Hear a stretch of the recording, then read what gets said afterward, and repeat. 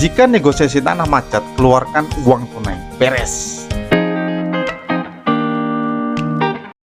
Memanfaatkan uang tunai dalam negosiasi pembayaran tanah adalah salah satu cara yang ampuh untuk sukses dalam negosiasi, teman-teman. Walaupun uang tunai yang kita tawarkan ke pemilik lahan tidak sebesar harga tanahnya, tetapi dengan kita memperlihatkan uang tunai sebagai uang muka atau sekedar tanda jadi, itu menggambarkan bahwa kita dianggap serius oleh pemilik lahan atau pemilik tanah. Pemilik lahan mengeluh bahwa yang datang menawarkan tanahnya hanya sekedar tanya-tanya saja, lalu pergi tanpa ada kabar kembali, teman-teman. Itu biasanya. Nah, dengan kondisi itu, jika teman-teman datang dengan membawa uang ya untuk menawarkan tanahnya, mereka akan sangat bahagia, teman-teman. Mereka beranggapan bahwa teman-teman serius untuk membeli tanahnya. Bagaimana mempraktekkannya, teman-teman? Setelah teman-teman ngalor ngidul ya dengan pemilik lahan untuk mengakrabkan diri ya, sekedar basa-basi, lalu masuk ke materi negosiasi tentang lahan ini, teman-teman. Dan tentang apapun bisa dinegosiasikan dalam proses pembelian tanahnya, teman-teman.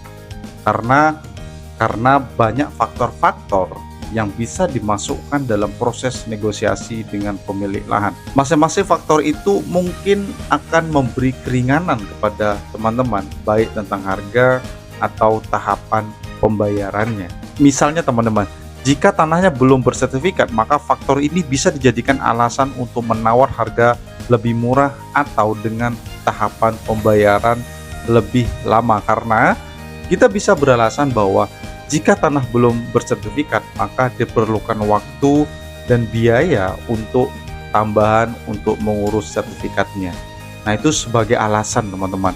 Tentu beda dengan tanah yang sudah bersertifikat, bisa langsung diurus perizinannya. Nah, itu harus dikasih gambaran ke pemilik tanah ya. Hanya saja jika tanah sudah bersertifikat, biasanya pemilik juga punya alasan yang kuat ya untuk meminta harga yang jauh lebih tinggi jika dibandingkan dengan tanah yang belum bersertifikat. Mari kita lanjut tentang bagaimana negosiasi uang cash. Ketika dirasa waktunya tepat, maka ajukan penawaran yang meringankan kita. Misalnya, teman-teman, cara pembayaran tanahnya tidak tunai di depan atau ada tahapan pembayaran. Misalnya, pembayaran tanah dengan uang muka terlebih dahulu beberapa persen, lalu dilanjutkan dengan tahapan pembayaran sampai lunas.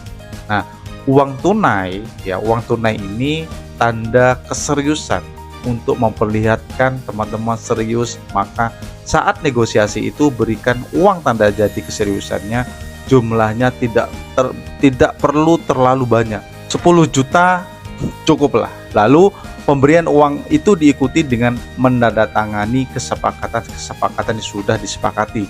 Nah, dalam kesepakatan itu dijabarkan berapa harga tanahnya, berapa uang muka tanahnya, dan kapan dibayarkan sisanya, dan sampai kapan pelunasannya. Itu harus jelas ditulis ya, teman-teman. Jadi, pembayaran uang tanda jadi tanah ini harus dibarengi dengan menandatangani kesepakatan awal secara tertulis, atau lazimnya disebut Memorandum of Understanding atau kita sebut dengan MOU. Apa saja hal yang harus disepakati dalam MOU ini akan kita bahas tuntas ya nanti, teman-teman, dalam seminar saya. Nah, di pihak pemilik lahan, dengan adanya pembayaran uang tanda jadi ini, mereka biasanya sudah merasa terikat ya, dan tidak menjual tanahnya lagi kepada orang lain. Itu fungsi uang tanda jadi dan MOU tersebut. Karena mereka menilai bahwa Anda serius untuk memulai, mereka akan merasa terikat sekurangnya sampai waktu yang disepakati dalam MOU tersebut. Bagi Anda sebagai developer, dengan hanya membayar uang 10 juta rupiah, maka sudah berhasil mengikat tanah dengan harga yang jauh lebih tinggi dari jumlah uang ikatan tersebut. Boleh mengerjakan persiapan lahan dan marketing tools akan lebih baik lagi jika setelah memberikan uang tanda jadi, si pemilik lahan mempersilahkan teman-teman membersihkan lahannya atau mengerjakan pekerjaan persiapan lainnya.